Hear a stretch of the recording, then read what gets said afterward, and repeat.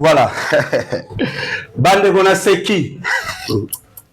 Franchement, Kagame a pesé pour ça aussi. Les colons a bakisi les sous koseka. Kagame aza véritable mangobo.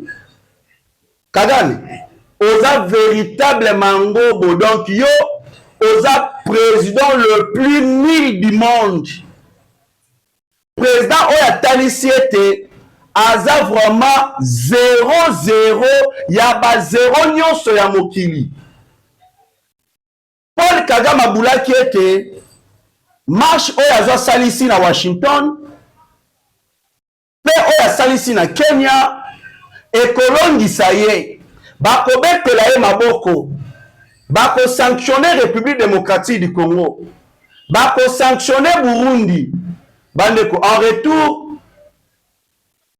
makala moto eye na moto ya Paul Kagame en retour Kagame sort na ye eye kokoma lisusu sele bandeko.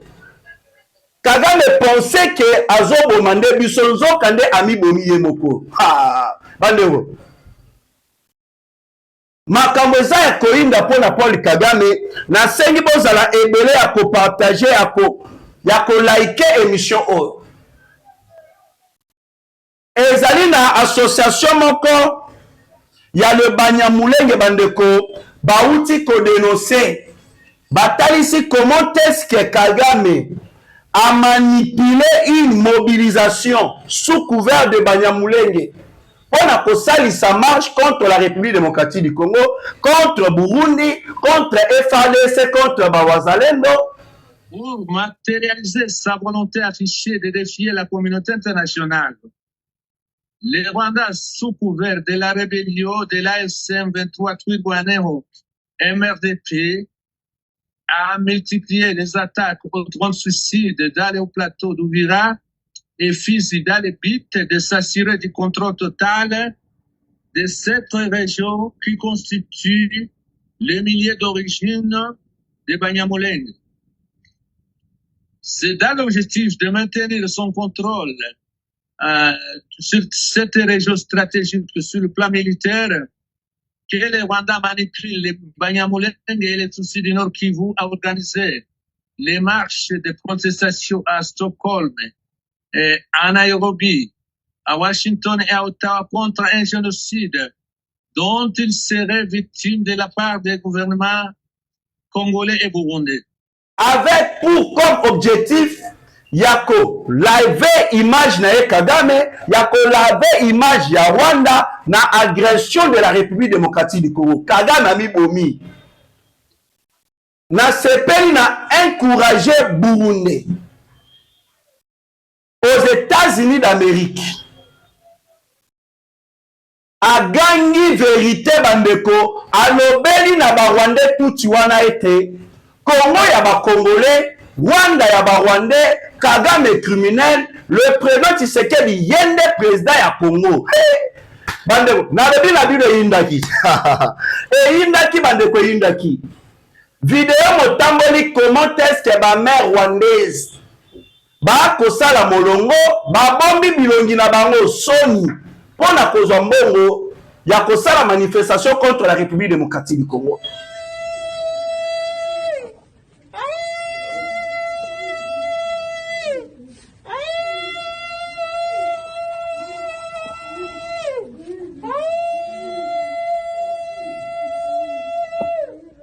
Na niveau ya Kenya, ba Kenya ba akoka koyeba te wapi ba Rwandais wapi ba Congolais, ba de confusion totale. Pona nini Kagame asalisi marche na niveau ya Kenya, bandeko message ni eza na kati bokoyeba yango awa. Monoko na nganga na belelaka déjà en avance avant eloko esalema bandeko na lobelaka dossier ya marche ya le 20 avril 2026 na lobelaka yango déjà en avance. Ba ko préparer yango na association ya les soi-disant Banyamulenge oyo ezali kobenga Maoro Pitch association. Association wana na moto na yango ezalaka Azarias Ruberwa na Moïse Nyarugabo. Rappelez-vous ezali na la police fédérale américaine ainsi que le renseignement de la République démocratique du Congo, et bimisaka information ya kotalisa ete cette association Mahoro Pitch et financaka ba groupes armés à l'est de la République démocratique du Congo. Sikoyo mouvement wana bandeko association wana et organiser marche wana ezali pona ba M23 contre la République démocratique du Congo. Bandeko tu as la révélation bisika bokoyoka milinge kobima. Une journaliste américaine originaire d'Angola a tuni montuna na président américain Donald Trump compte tenu ya refus ya Kagame ya koboya kolongola ba troupe na ye na mabele ya Congo. Qu'est-ce que le président américain a lobby bandeko? Makambo yimbeli Kagame président américain a lobby nini? Ha oyo komi match kwata bandeko na lobby oyo komi match kwata. Kagame auti kosenga visa pour afouler ma colonae aux États-Unis d'Amérique. Baboyi kopesa visa na Paul Kagame. Une délégation rwandaise bandeko oyo longo balaki ba participer na maye oyo motali kotala accord mosinyamaki na Washington. Balobi ete bako participer te. Oh les États-Unis d'Amérique baza kokote la Congo bandeko. Les Américains balobi na bango nini? Ha bisika milinge kobima.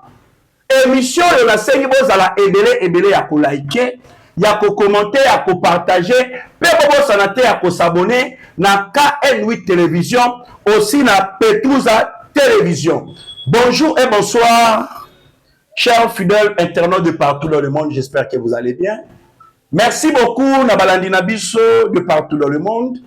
Le diaspora congolais de père et de mère, nzoto libanda ya mboka memolema na kati ya mboka ya Congo, oyo ekoma bilei na bino ya tango nyonso, ya koluka koyeba mboka ya Congo elalaki ndenge nini, mboka ya Congo elamuki ndenge nini, mambi matali politique ya Congo, makambo ezali ko se dérouler lolenge kali. Voilà, c'est ça oyo tobengaka bolingo ya mboka. Voilà, sans plus tarder bandeko, nazali ko interpeller conscience ya ba Congolais banso.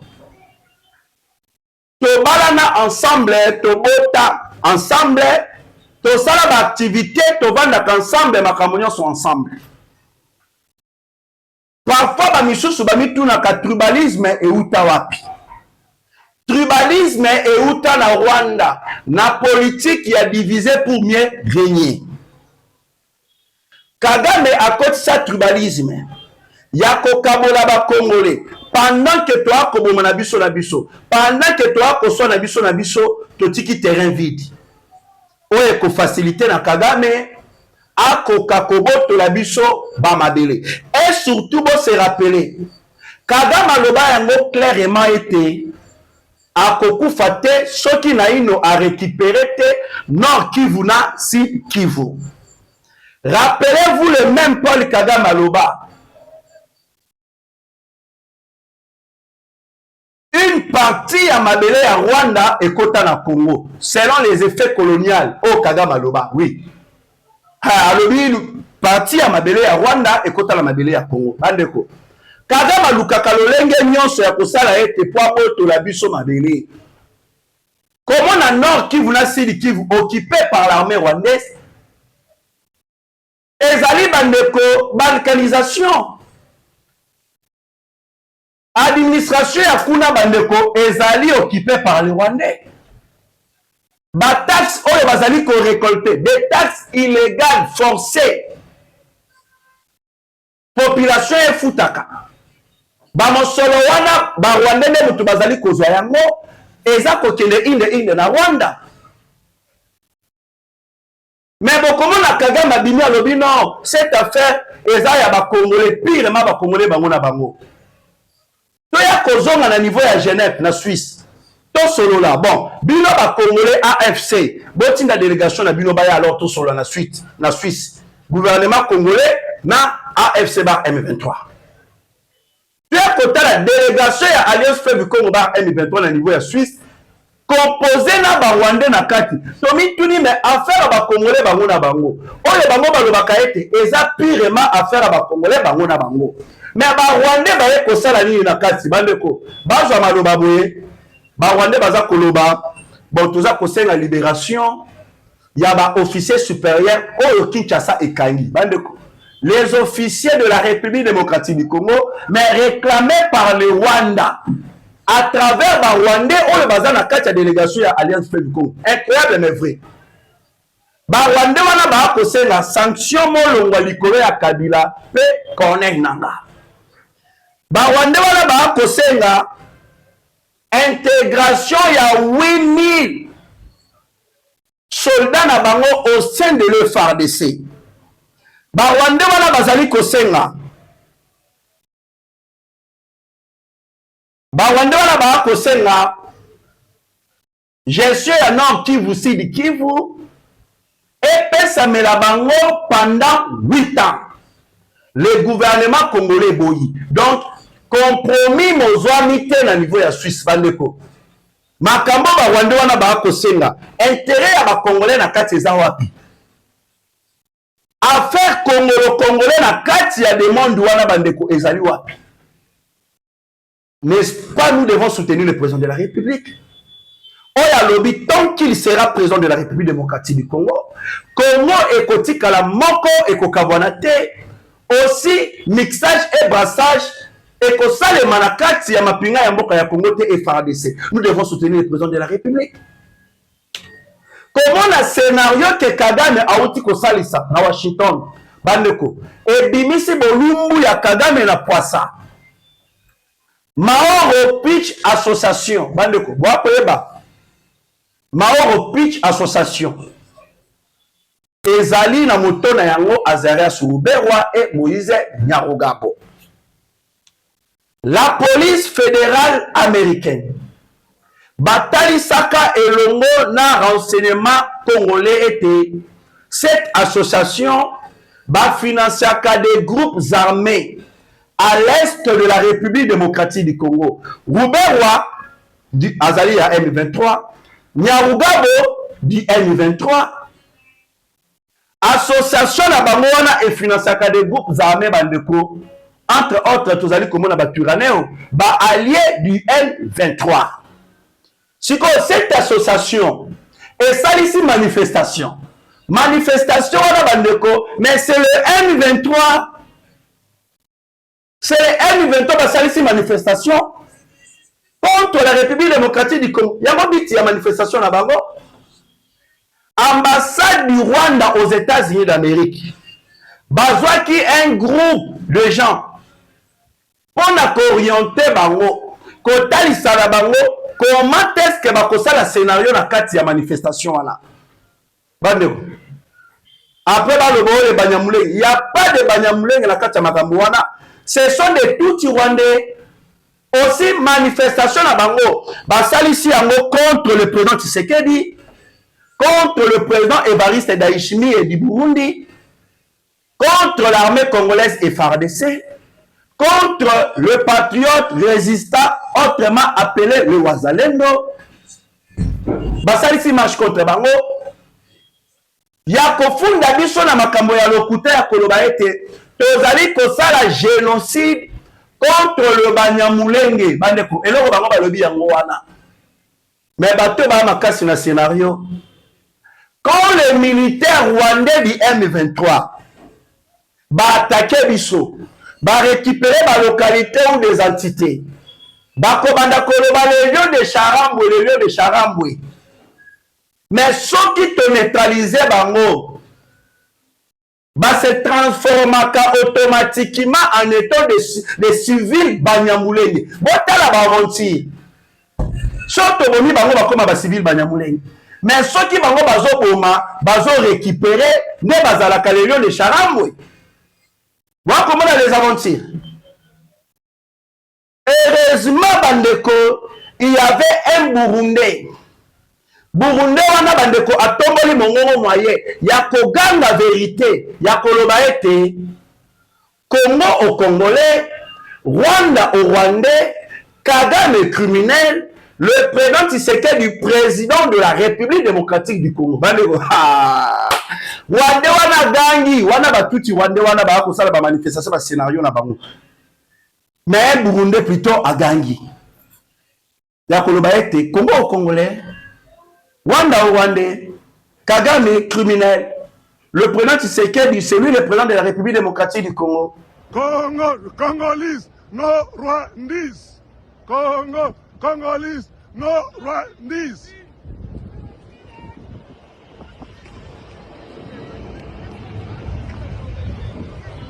For Congolese people, I'm from Burundi. Leave Congolese people to our land. Congolese to Congo, no Rwandese. Congo to Congolese, I'm Burundi. Congo to Congolese, no Rwandese. What do you say? You're gonna go to jail. Come to me. Come. You go to jail. Come. Come. Congo for Congolese, no Rwandese. Yes. Congo for Congolese, no Rwandese. Go take Kagame. Go take Kagame. Congo to Congolese. Congo to Congolese. Congo to Congolese, no Rwandese. They are killing people in Congo, these people. They are killing Congolese. Congo to Congo. Congo to Congo. Tshisekedi is the best president. We love him. We love him. We love him. We love him. Congo to Congolese, no Rwandese. Go. President Trump love Felix Tshisekedi. Trump love him. Go have your own land. No Congolese. No Rwandese in the Congo. No Rwandese in the Congo. No Rwandese in the Congo. I'm from Burundi and I love Congolese people. Yes. Yes. Freedom. Here's a freedom country. Congolese to Congolese. Not to Rwandese. Congo for Congolese, no Rwandese. Keep going. I'm free. Yes, yes, sir. Tell them. This is no Rwanda. This is America. This is not Rwanda. This is America. You are keeping for over 30 years. You keep Congolese over 30 years. Keep going. Keep going. Kagame is a criminal. Baleko. Même scénario est salemi na niveau ya Kenya. Le Burundais ba koka kosala différence te ya ba Congolais na ba Rwandais. Bande confusion et côté plutôt ba Kenyans. Donc marche wana mosalemi isu manifestation na mosalemi isu na Kenya. Donc les Kenyans ba koka kosala différence te entre le Congolais et le Rwandais. Confusion totale. Confusion totale. Et bien là, commis tout na motuna. Pour la nini, marche mosalemi pe na niveau ya Kenya. J'aimerais vous répondre pourquoi marche et salemi pe na niveau ya Kenya. C'est parce que bandeko, le président du Kenya aurait également fourni du personnel et des armes au M23.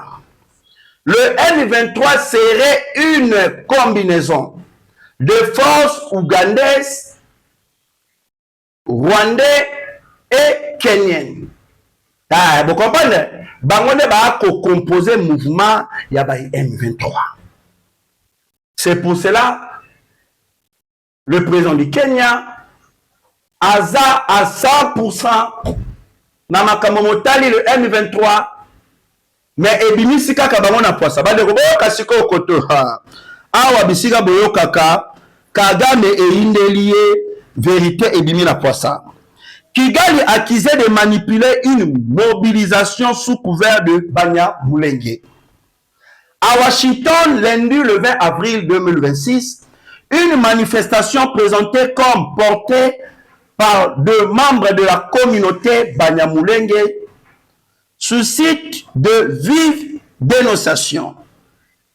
Association de Banyamulenge, BJA, dénonce une opération orchestrée depuis Kigali avec l'appui de relais actifs aux États-Unis d'Amérique.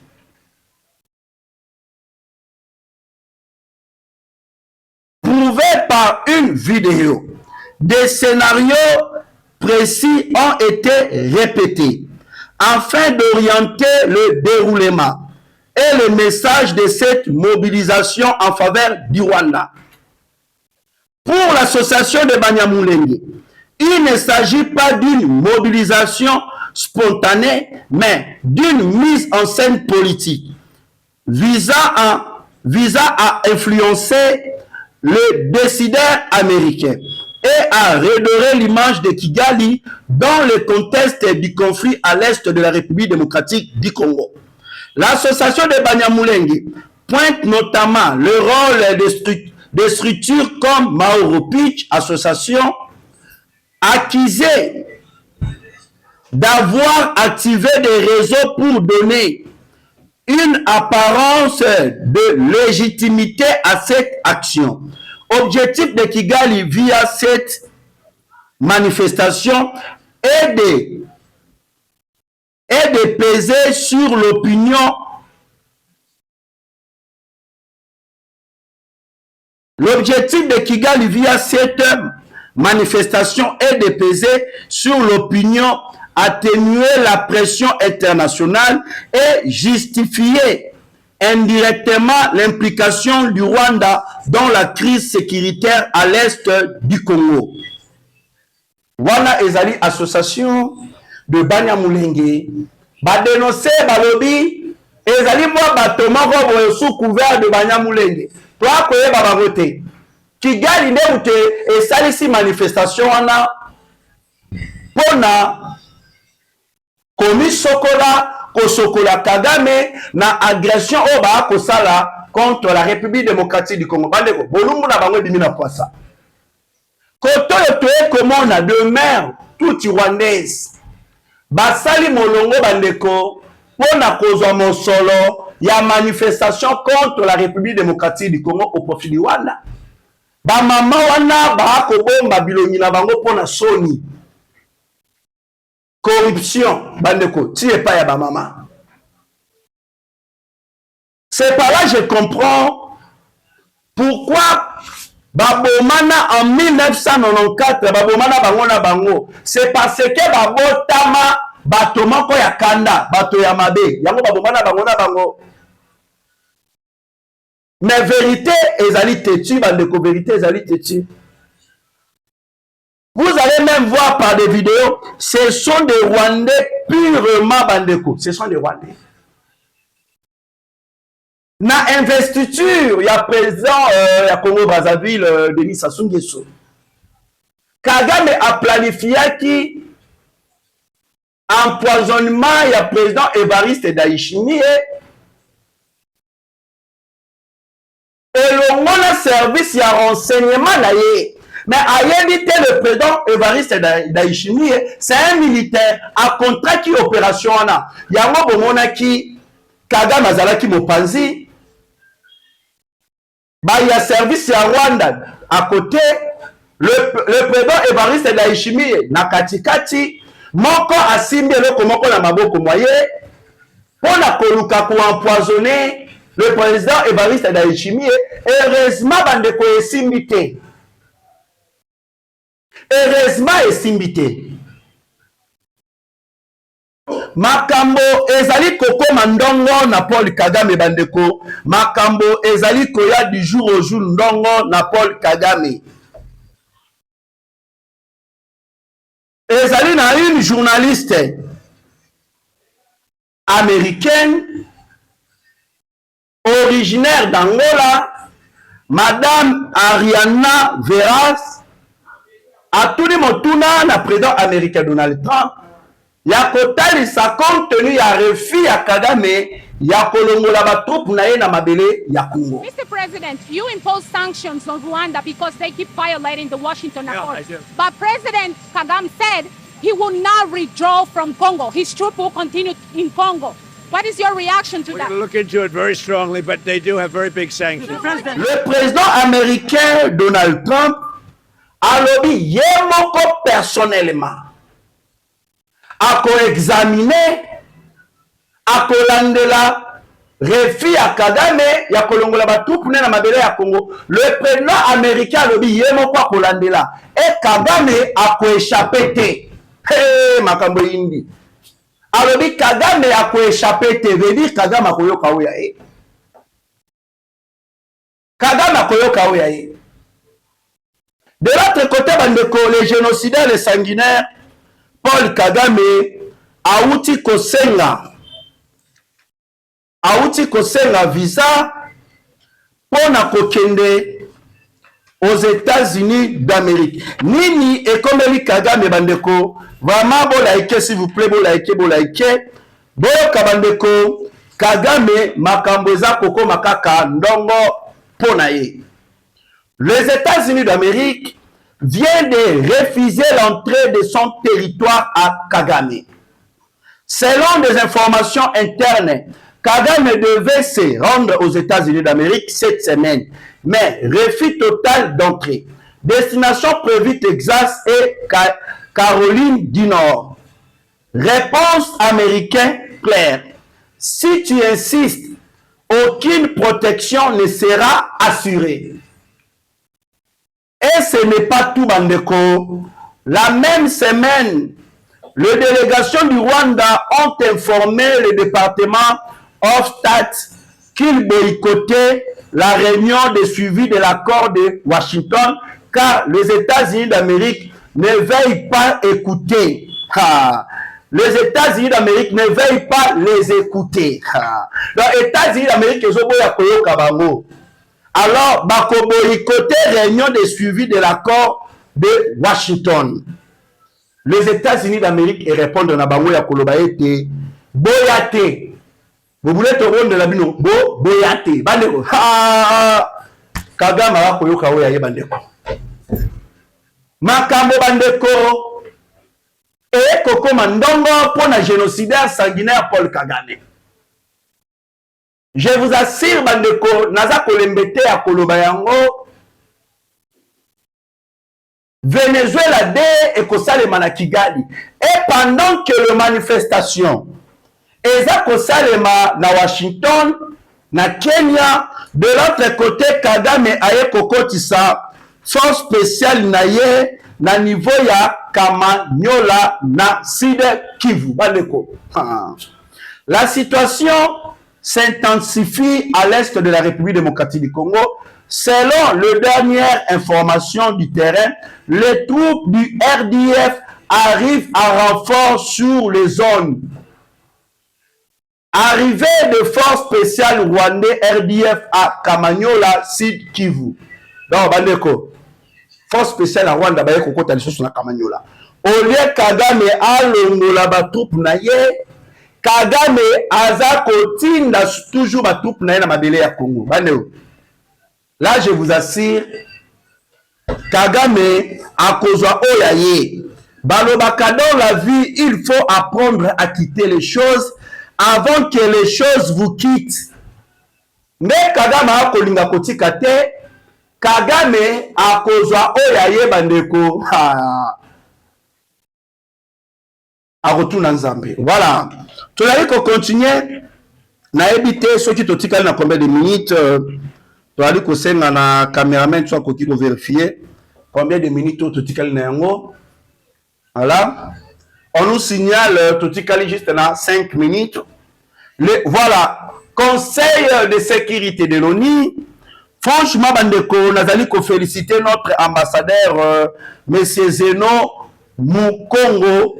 Na lolenge azali koteleme toujours pour na kotombo la mongongo mo République démocratique du Congo, la Conseil de sécurité de l'ONU.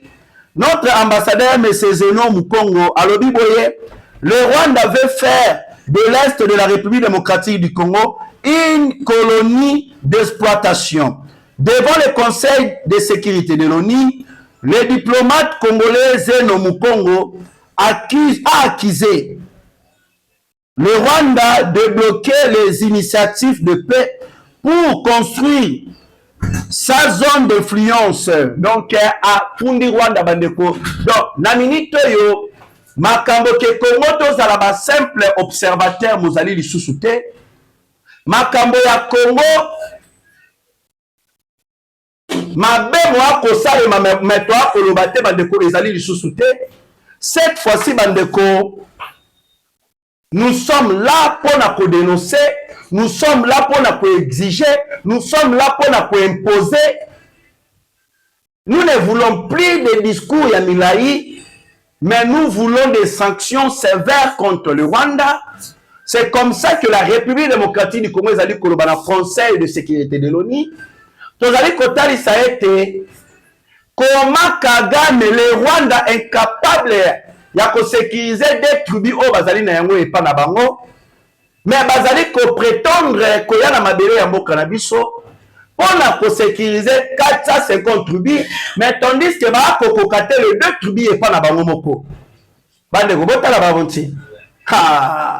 Notre ambassadeur monsieur Zeno abeti bango vraiment oboyo kaka makambo atalisi Kagame na mabele ya Congo c'est pour l'exploitation de minerais ya mboka ya Congo oyo ezali kolongwa ezali kokende vers le Rwanda.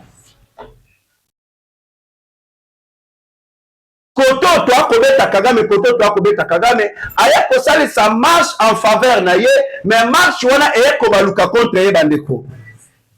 Kagame azali sous na place moko te oyo akoki ko échapper. Car sur tous les plans, toujours te bloqué Paul Kagame. Sur tous les plans, te bloqué Paul Kagame.